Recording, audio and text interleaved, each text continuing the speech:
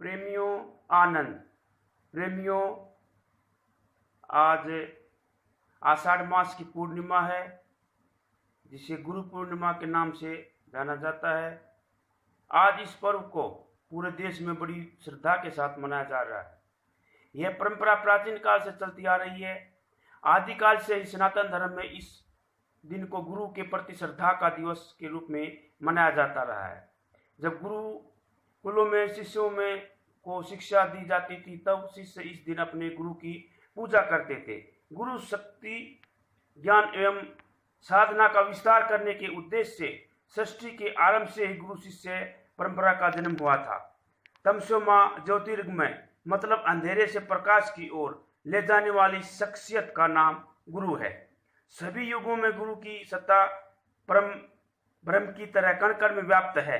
गुरु विहीन संसार अज्ञानता की काल रात्रि मात्री है। तुलसी साहब जी ने एक वाणी में कहा है कि गुरु बिन भवनिधि तरी न कोई, जो बिरची संकट सम होई। अर्थात गुरु कृपा के बिना जीव संसार से मुक्त नहीं हो सकता, चाहे वह ब्रह्मा और शंकर के समान ही क्यों ना हो। कबीर साहब ने भी गुरु की महिमा का गुणगान करते हुए कहा है कि गुरु गोविंद दो खड़े काके लागू पाए, बलहारी गुरु आपकी जिन गोविंद दियो बताए। सब धरती कागज करूं लेखनी सब बन रहा है, सात समंदर की मसी करूं तो भी गुरु लिखा न जाए। गुरु की महिमा और महानता के अनेकों उदाहरण इस संसार में दिए गए हैं। गुरु की महिमा का वास्तव में शिष्य की दृष्टि से है, गुरु की दृष्टि से नहीं। एक गुरु की दृष्टि होती है, एक शिष्य की दृष्टि होती है और एक तीसरे आदमी की दृष्टि होती है। जैसा कहा गया है कि जैसी दृष्टि वैसी सृष्टि, ये उस चीज पर आधारित है। गुरु की दृष्टि यह होती है कि मैंने कुछ नहीं किया, जो स्वतः स्वाभाविक वास्तविक तत्व है उसकी तरफ से शिष्य ही की दृष्टि करा दी है। मैंने उसके स्वरूप का बोध उसी को कराया है, अपने पास से मैंने कुछ नहीं दिया। यह गुरु की दृष्टि होती है। शिष्य की दृष्टि यह होती है कि मुझको जो भी दिया सब गुरु ने दिया, मेरे को सब कुछ जो भी दिया है वो गुरु ने दिया, गुरु की कृपा हुई है।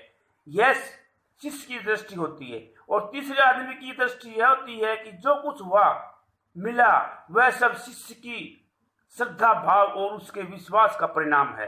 अर्थात शिष्य के विश्वास से यह सब कुछ हुआ है। लेकिन वास्तव में असली महिमा उस गुरु की बताई गई है कि जिसने शिष्य को आत्मबोध कराया है, उसको अपना स्वरूप समझाया है, ज्ञान में कार्य पर चलना सिखाया है, ज्ञान के मार्ग पर चलना सिखाया है। गुरु शिष्य का एक अनूठा प्रेम होता है।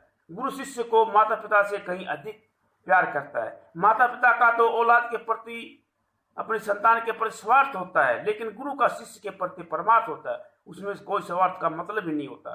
गुरु और माता पिता में यही फर्क है। इसलिए गुरु शिष्य के अटूट रिश्ते, विश्वास, श्रद्धा भाव, प्रेम का यह अनूठा पर्व है, जिसको गुरु पूर्णिमा के नाम से जाना जाता है। शिष्य को भी गुरु के प्रति समर्पण भाव से इस दिवस को महत्व देना चाहिए। प्रेमियों, ये गुरु पूर्णिमा के बारे में कुछ विचार थे जो आप लोगों के सामने रखे गए हैं। प्रेमियों आनंद।